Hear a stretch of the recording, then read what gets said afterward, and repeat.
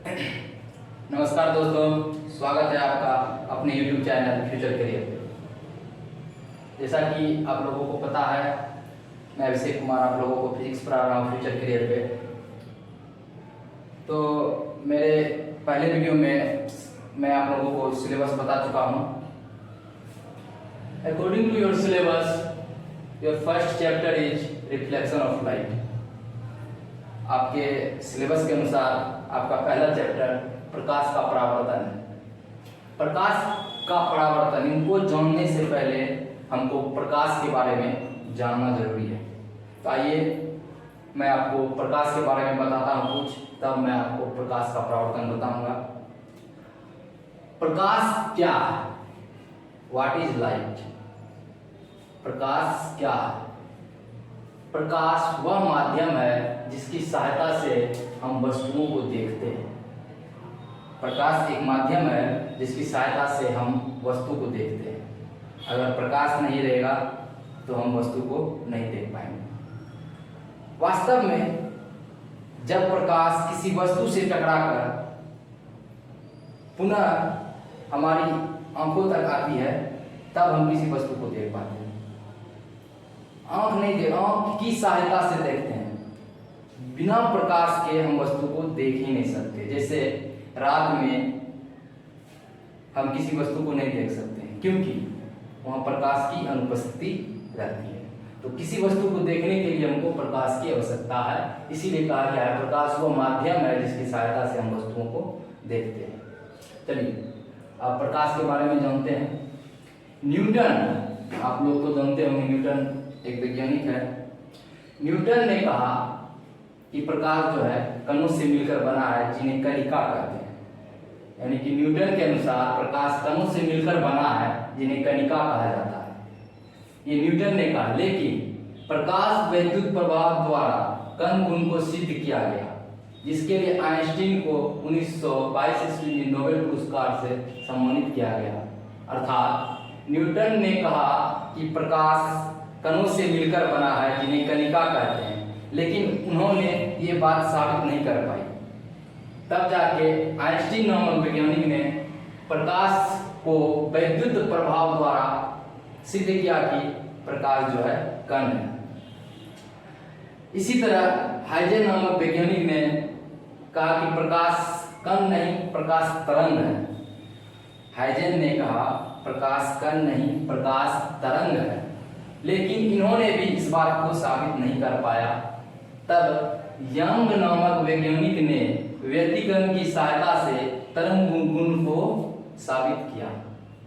Huygens ने भी प्रकाश को कण नहीं बताकर तरंग बताया, और उन्होंने भी इस बात को साबित नहीं कर पाया।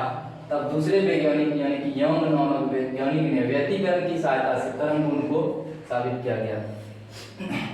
आधुनिक विचारधारा के अनुसार जो है प्रकाश कण और तरंग दोनों है। आधुनिक विचारधारा के अनुसार प्रकाश कण और तरंग दोनों है। रोमर ने सन 1676 ईस्वी में निर्वात में प्रकाश का वेग का पता लगाया, जो लगभग 3×10⁸ मीटर प्रति सेकेंड, या बोले तो 3×10⁵ किलोमीटर प्रति सेकेंड, यानी कि 3 लाख किलोमीटर प्रति सेकेंड है प्रकाश का वेग, वो निर्वात में।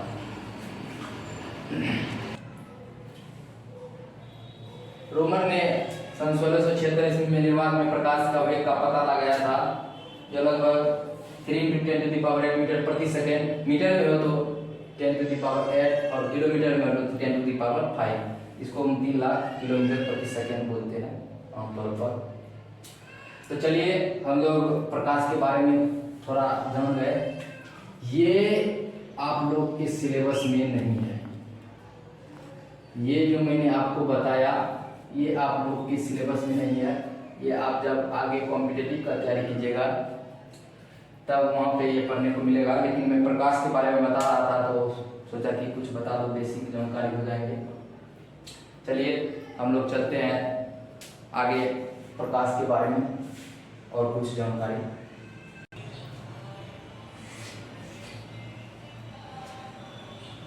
दोस्तों आप चाहे तो इसको उतार सकते हैं, इसके लिए आपको टाइम दिया जाएगा, या आप स्क्रीनशॉट ले सकते हैं। मैं आगे आइए हम लोग प्रकाश के स्रोत के बारे में जानते हैं। प्रकाश स्रोत यानी कि लाइट सोर्स, जिस वस्तु से प्रकाश निकलती है उसे प्रकाश स्रोत कहा जाता है। अर्थात जिस वस्तु से प्रकाश निकलती है उसी को हम लोग प्रकाश के स्रोत कहते हैं। प्रकाश स्रोत प्राकृतिक यानी कि नेचुरल और मानव निर्मित मैड है। जैसे सूर्य, तारे आदि ये सब प्राकृतिक प्रकाश के स्रोत हैं, एवं मोमबत्ती, विद्युत बल्ब, लालटेन आदि ये सभी मानव निर्मित प्रकाश के स्रोत हैं। प्रकाश के स्रोत के बारे में हम लोगों ने समझ लिया। प्रकाश के स्रोत प्राकृतिक एवं मानव निर्मित दो तरह के होते हैं। प्राकृतिक में सूर्य और तारे आदि और भी हैं, जबकि मोमबत्ती हुआ, विद्युत बल्ब हुआ, ये सभी जो है मानव निर्मित प्रकाश के स्रोत हैं, जहाँ से प्रकाश निकलती है। सूर्य जो है पृथ्वीवासियों के लिए सबसे बड़ा प्रकाश का स्रोत है।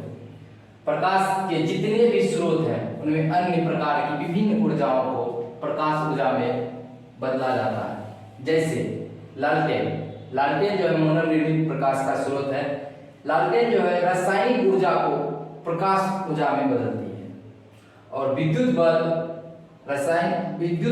विद्युत ऊर्जा को प्रकाश ऊर्जा में बदलती है। इसी तरह हम कह सकते हैं प्रकाश एक प्रकार की ऊर्जा है। हम लोग कह सकते हैं कि प्रकाश एक प्रकार की।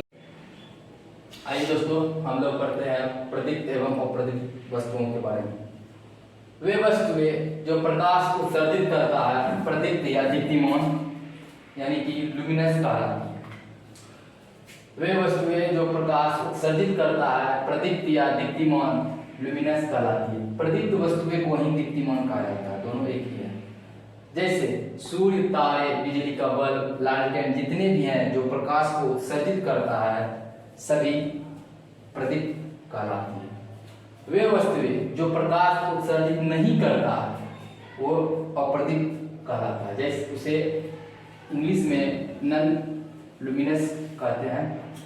जैसे टेबल, कुर्सी, पुस्तक, जितने भी वस्तुएं हैं जो प्रकाश उत्सर्जित नहीं करता उसको हम अप्रदीप्त कहते हैं। प्रकाश के किरणों के समूह को प्रकाश का किरण पुंज कहते हैं, यानी कि बीम कहते हैं। बीम को हम किरण पुंज बोलते हैं। प्रकाश की किरणों के समूह को प्रकाश का किरण पुंज कहते हैं। बस इसको याद रखना है। प्रकाश की किरणों का जो समूह होता है, ये सूर्य है, मान लीजिए ये सूर्य है। सूर्य से प्रकाश निकलती है इस तरह से। ये जो प्रकाश फैलती है, किरणों का जो समूह है, इसका जो समूह है यही किरण पुंज कहा जाता है। प्रकाश के किरणों का जो समूह होता है उसी को किरण पुंज कहते हैं। किरण पुंज मुख्यतः 3 प्रकार के होते हैं। किरण पुंज मुख्यतः 3 प्रकार के होते हैं। पहला अपसारी किरण पुंज, जिसको इंग्लिश में डाइवर्जिंग बीम बोलते हैं। दूसरा समांतर किरण पुंज, जिसको पैरेलल बीम बोलते हैं। तीसरा अभिसारी किरण पुंज, जिसको कन्वर्जिंग बीम बोलते हैं।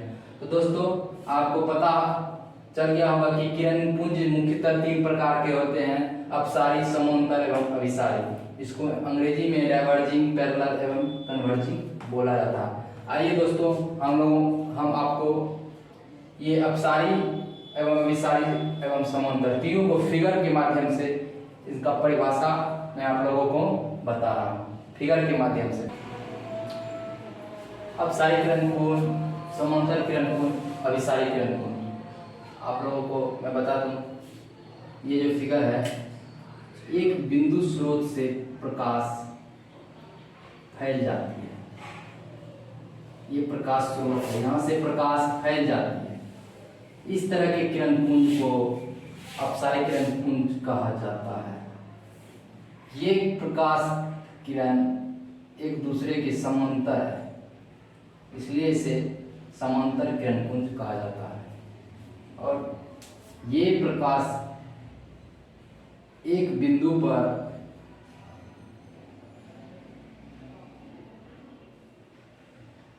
मिल रही है या मिलता हुआ प्रतीत हो रहा है, इसीलिए इसे अभिसारी किरणपुंज कहा जाता है।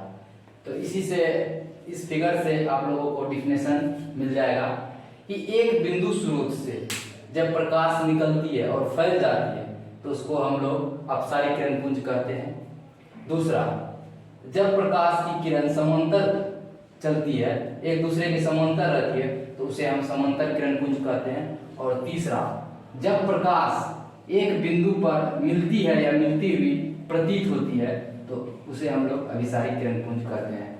आइए दोस्तों, हम लोग अब अगले वीडियो में मिलते हैं। पारदर्शी, अपारदर्शी और पारभासी क्या है, इनके बारे में हम लोग जानते हैं अगले वीडियो में।